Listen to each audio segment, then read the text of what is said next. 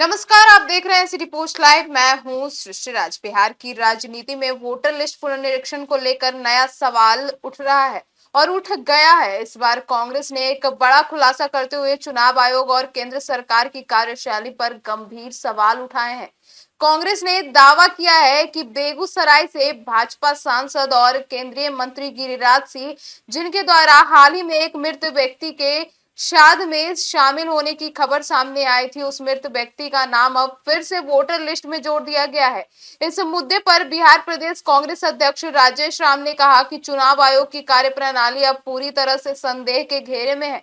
उन्होंने दावा किया कि 65 लाख से अधिक नाम वोटर लिस्ट से हटा दिए गए हैं, लेकिन अब तक यह जानकारी सार्वजनिक नहीं की गई है कि जिनका नाम कटा है वह क्यों कटा है। राजेश राम ने बहुत कुछ कहा है, आगे सुनिए और क्या कुछ कहते नजर आए। बिहार प्रदेश कांग्रेस कमेटी ने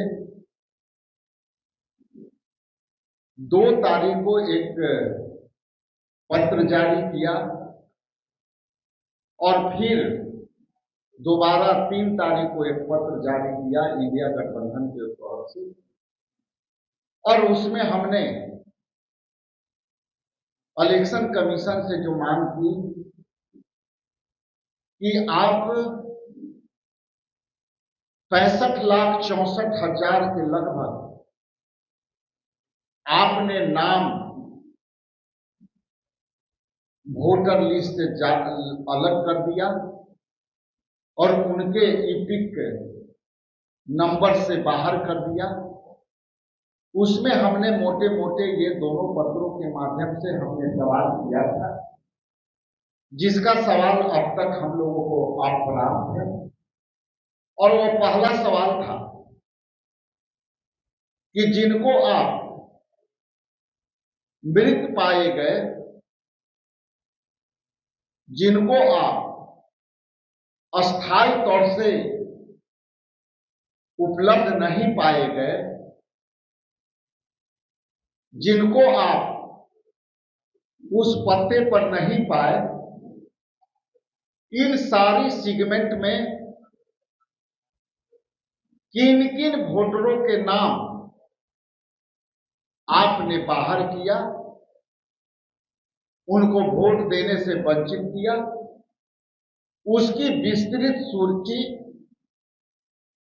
नाम और पते के साथ और वोटर लिस्ट से बाहर करने के कारण इलेक्शन कमीशन बिहार प्रदेश कांग्रेस कमेटी को मुहैया कराए। और हमने अपने लीगल एक्सपर्ट को वहां मैंने लगाया, लेकिन आपको बताते हुए आश्चर्य होगा कि कहीं भी इलेक्शन कमीशन के वेबसाइट पर या उनके प्रेस ब्रीफिंग में जो वेबसाइट पर अपलोड करते हैं, उसमें कहीं भी उनके नाम पता का जिक्र नहीं है।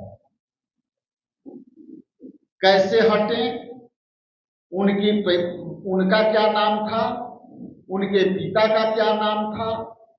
तो इसलिए इलेक्शन कमीशन जब तक ये बातें नहीं बताएगी, तब तक इलेक्शन कमीशन संदेह के घेरे में घेरे जाएंगे।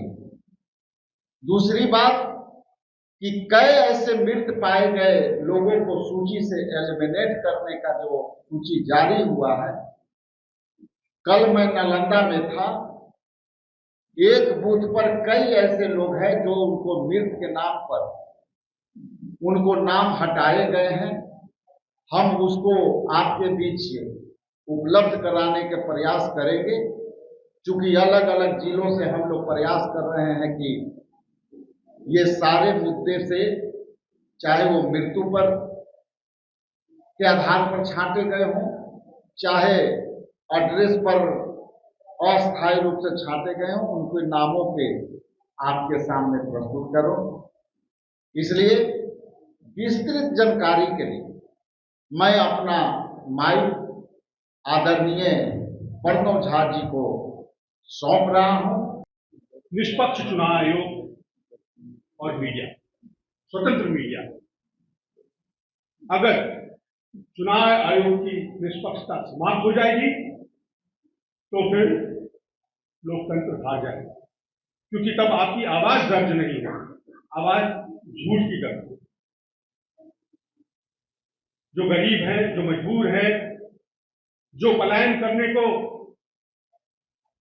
जिनके पास कोई रास्ता नहीं, 2-2 करोड़ लोग पोर्टल पर अपने आप को रजिस्टर करते हैं।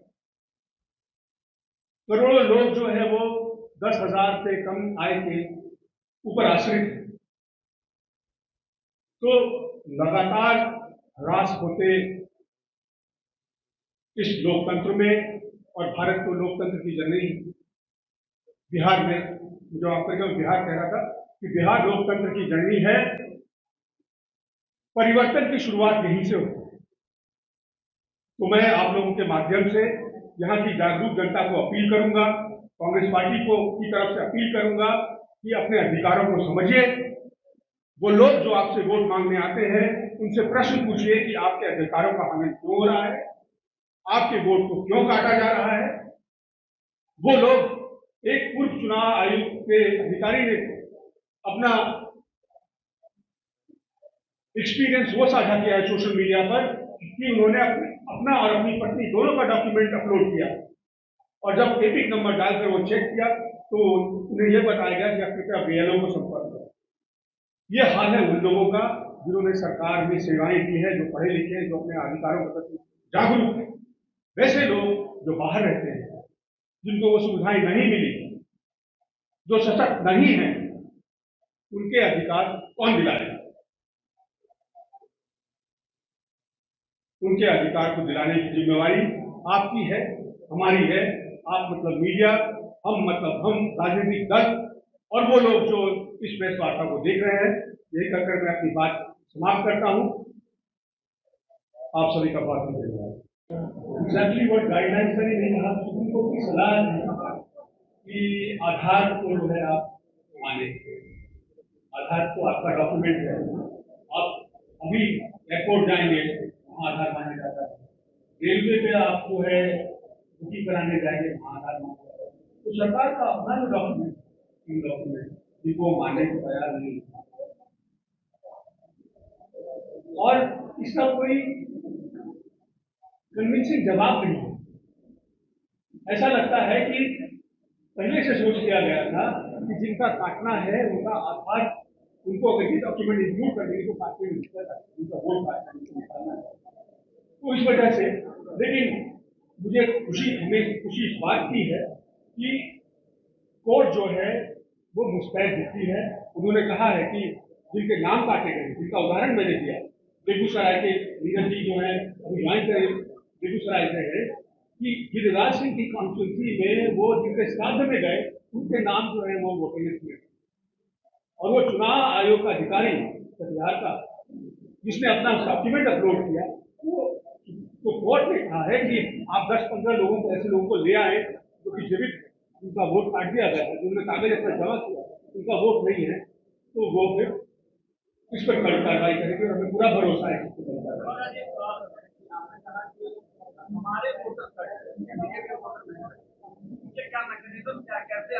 मैंने अपने फॉर्मुलेशन में कहा, आपने कभी किसी को देखा बीजेपी वाले को शिकायत करते हैं?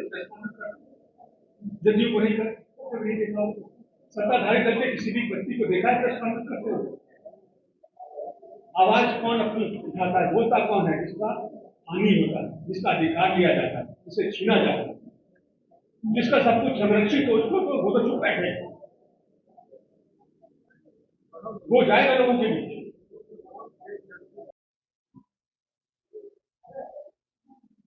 तो उसमें खबर पर मेरी नजर पड़ी,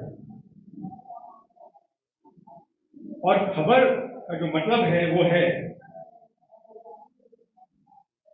कि केंद्रीय मंत्री गिरिराज सिंह जी, जिनके श्राद्ध में गए, चुनाव आयोग उनको ही शमशान से उठा लाया है।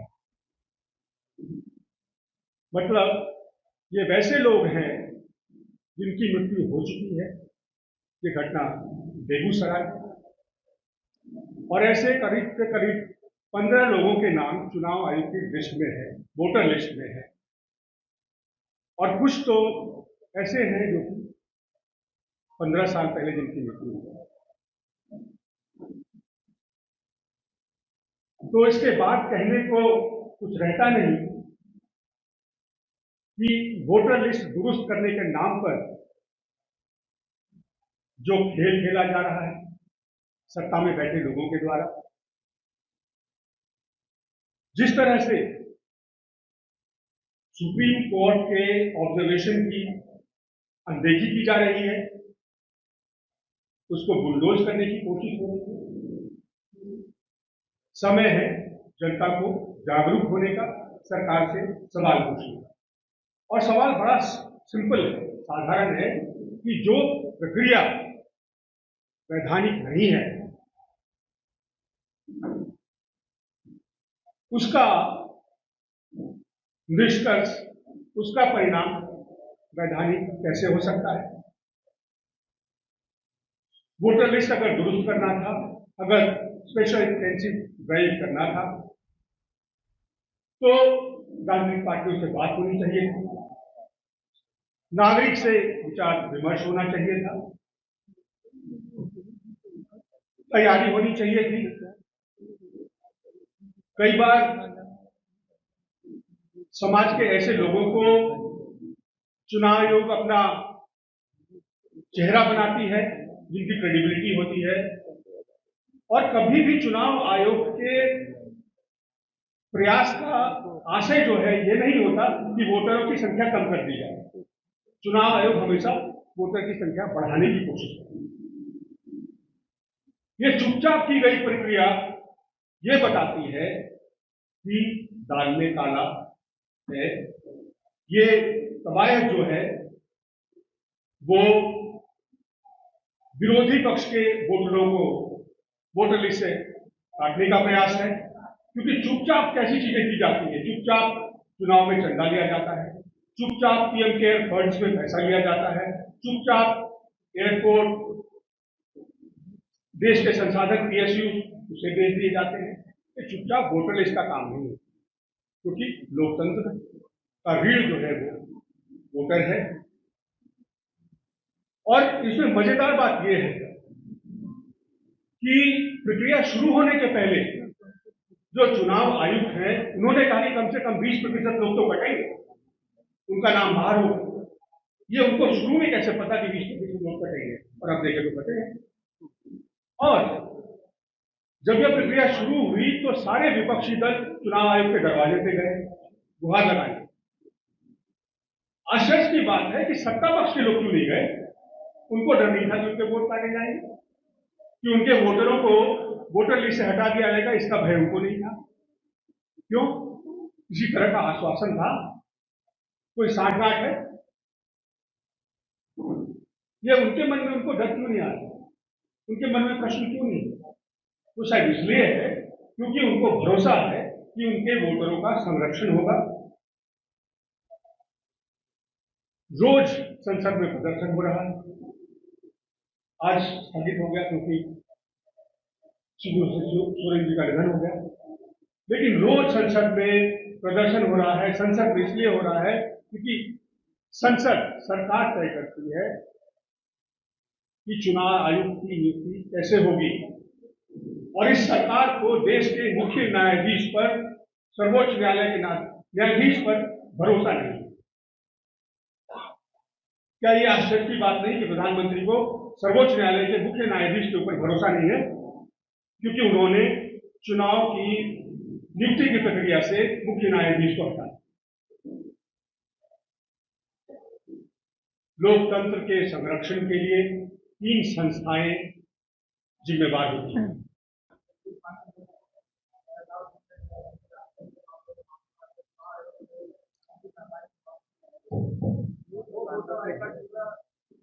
ऐसा मीडिया में बात आई है और उस पर बहुत चिंतित होने की जरूरत है।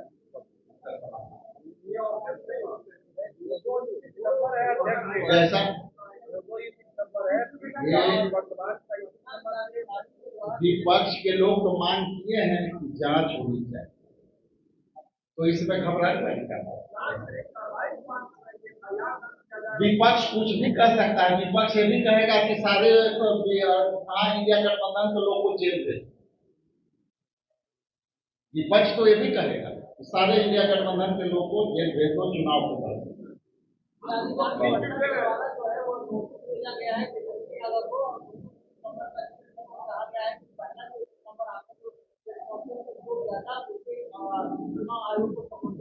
जैसा कि मैंने कहा, ये सब समय ये सारी बातें खुलासा हो जाएगी और तेजस्वी यादव जी सारे चीज का उत्तर देंगे।